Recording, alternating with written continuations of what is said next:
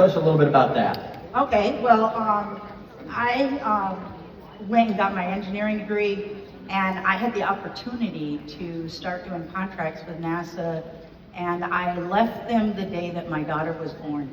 And I needed something else when I did that. It was a fantastic job. It has so much opportunity, but you know, sometimes those golden handcuffs don't give you an opportunity to live life. If I had stayed with that program, many people think that's the upper echelon of what we could achieve, but it would change. Every time politics would change, I would have to find a different job or move, and I didn't want that for my family. Wow. Wow. I know you've overcome quite a bit. I know I'm going to read this. Had thyroid cancer and several other significant health scares. And I know Market America's products really helped to change the trajectory of your health, going forward. Tell us about that. Talk to us about that. Well, to God be the glory. If JR had never put this in my hands, I wouldn't be alive to speak to you today. As a matter of fact, I was given a 10% chance of living through the year 20 years ago this October 1st. And my kids were little, and you get scared.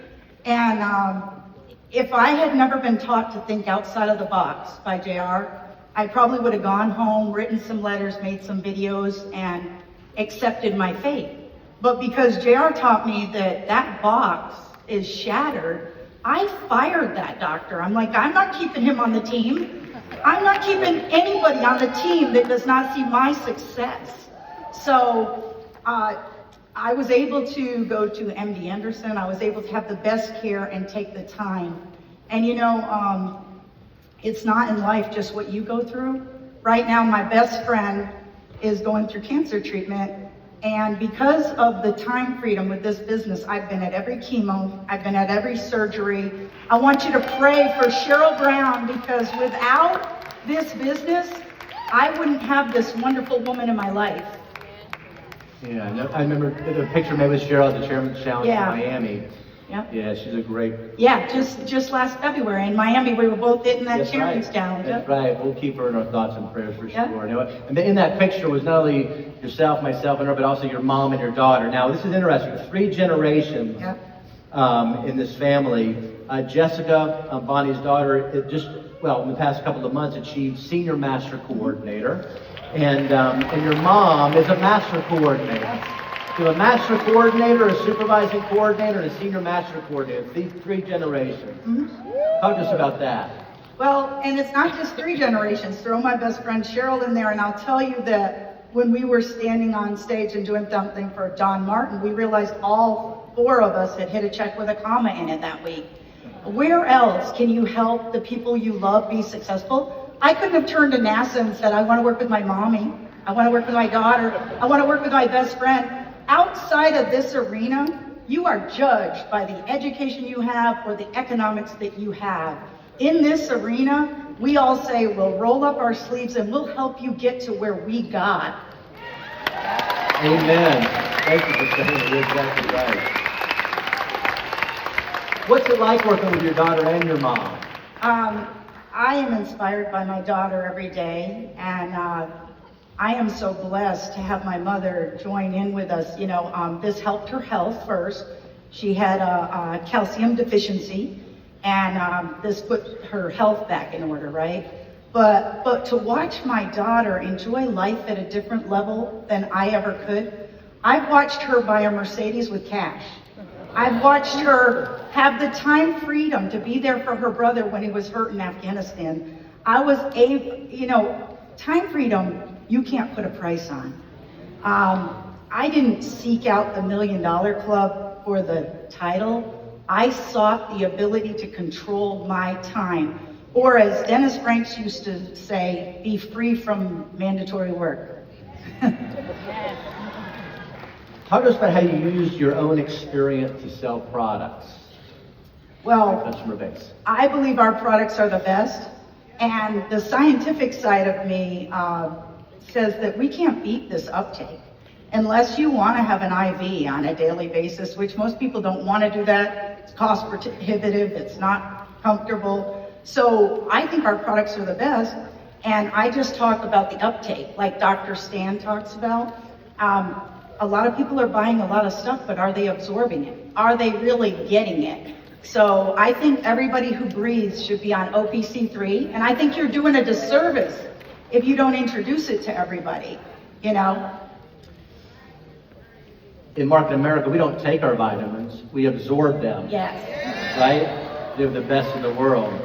You consistently, I know in the past year, you achieved Master UFO four times, each quarter. Talk to us about why it's important to achieve the Master on franchise and to teach others to do the same thing. You have to follow the system if you ever want to lead. You know, there's a weekly accountability checklist in our back office, and when you start doing that, it naturally flows into the Master UFO system. It's the RPAs. And if you are not willing to face that mirror and make sure that you're moving the BD, make sure that you're bringing this on for people, new partners, if we feel completely blessed in what we've been given, why wouldn't we want to share that with everyone? And an RPA is a result producing activity, correct? Yeah. A lot of acronyms in our... Sorry, NASA taught me that. And sorry, back delete. When somebody tells you, I don't know how to sell, I don't like to sell, how do you coach them through that? I tell them, I had no business in business, right? What engineers do you know want to run a business, right? And I say, it's not about selling, it's about solving problems. It's about being there to help people. It's about wanting to be the solution. Today, everybody has a pain point, either physically, financially, emotionally, spiritually. If you can help them pass that pain point, you're a blessing. And that's what we should do, is we should look to bless others, you know.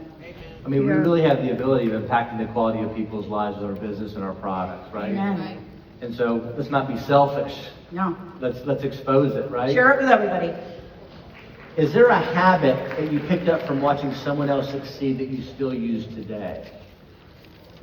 I've learned from all the great leaders that have crossed this stage and all the new ones that step on it. You know, the biggest habit is to look yourself in the mirror and do what you say you're going to do for yourself.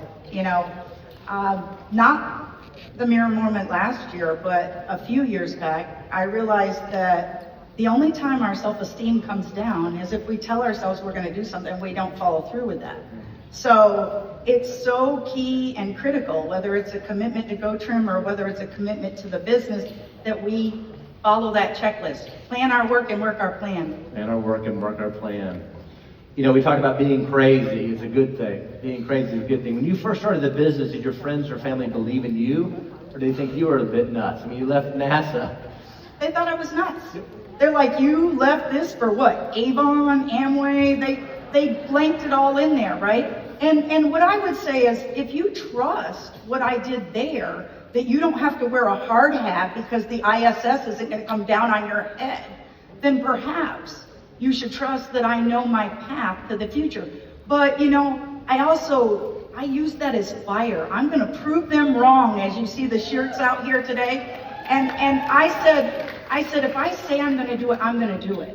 And I knew that all of you guys, the corporate team, the business plan was all there to help me succeed. Amen to that. What would you say there's some leadership traits that you had to learn? I mean, obviously you're a leader. You lead by example. You're a great example. There's some traits you had to learn? I had to learn them all. I didn't, the biggest thing I had to learn is to trust in the system and to take steps when you didn't see the full road, right? And I just looked at the people that have already been where I want to go, and I figured if I step in the steps that they stepped in, I'll get down that path eventually, you know?